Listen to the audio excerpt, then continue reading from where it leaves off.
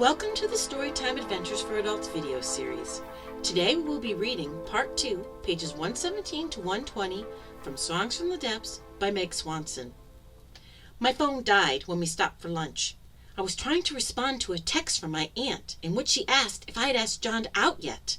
I just finished typing, "Who is John?" when the screen went black. Damn it. Aggie shook her head. Technology, so useful, until it isn't.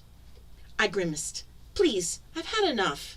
If you don't want to help me anymore, just put me in the direction of the ranger station and I'll be gone.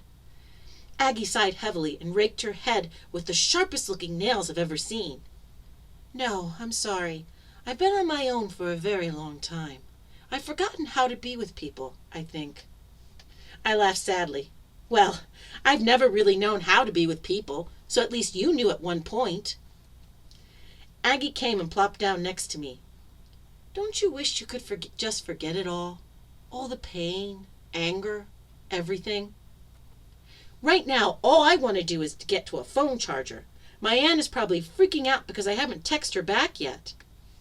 Aggie pulled a bag of turkey jerky from the side pocket of my pack, handed it to me, and said, "Then let's get moving." As the sun went down, I stared at the station.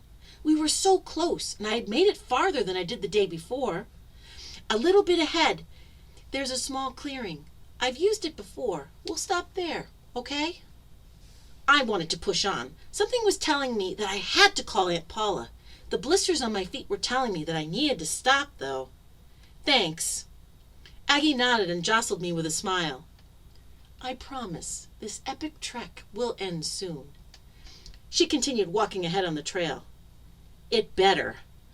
I jiggled the keys in my hoodie pocket. They were lighter than I thought they should be. I swear to God, if I lost a key... I pulled the keychain free and counted. Jeep, apartment, storage. Nope, they were all there, and yet something was definitely missing.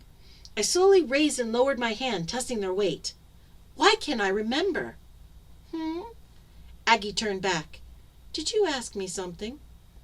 You ever feel as though you've misplaced something, but you have no idea what it could be? I don't have enough to misplace anything. Yeah, I guess. Aggie shrugged awkwardly, and her shawl slipped. A feather gently wafted to the ground. Hey, you dropped something. I picked up the enormous feather and smiled broadly. Maybe I should call you Owl Lady.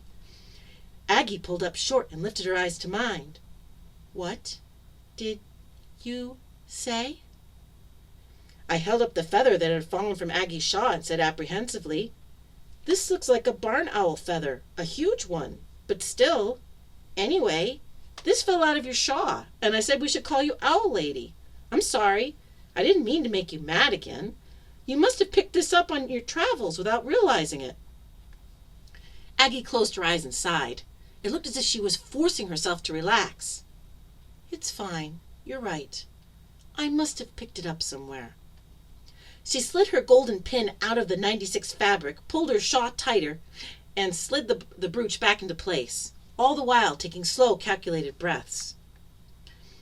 I dropped the feather. I can't wait to see what falls out of my bag when I get home. Or what you've dropped? I laughed nervously and changed the subject. How far did you say we had to go? Aggie gestured broadly behind her. This far. I stopped. Wait, we're back where we started. Aggie looked at me and then back at the clearing. What? No, it must just look like that to you because you don't camp much. There must be hundreds of little hideaway sites like this all over the Pacific Crest Trail. Come on, let's set up for the night. In the time it took me to get my bedroll and sleeping bag set up, Aggie had a fire going and dinner made. I was so tired that I took the sandwich she offered and ate it lying down. I brushed the crumbs off my chest, pillowed my head in my arms, and watched the embers float toward the sky. Marissa, I'm sorry about my reaction before. It's been a long time since I was called Owl Lady. I rolled onto my side to face her in the firelight. Aggie's face had taken on an unearthly glow. Why were you called Owl Lady? Aggie smiled sadly and started to rub her hands on her jeans. The rhythmic sound was soothing, and my eyes grew heavy. This was Part 2, pages 117 to 120 from Songs from the Depths by Meg Swanson. We will continue reading Part 2 next week. If you can't wait until then to hear how the story goes, feel free to purchase the book at www.megswanson.me. If you'd like to contribute to these series, please feel free to become a patron on Patreon. Details for joining are on my website, www.reneeannhughes.com. And also please subscribe to this YouTube channel so you won't miss any new videos. Goodbye, and thanks for listening.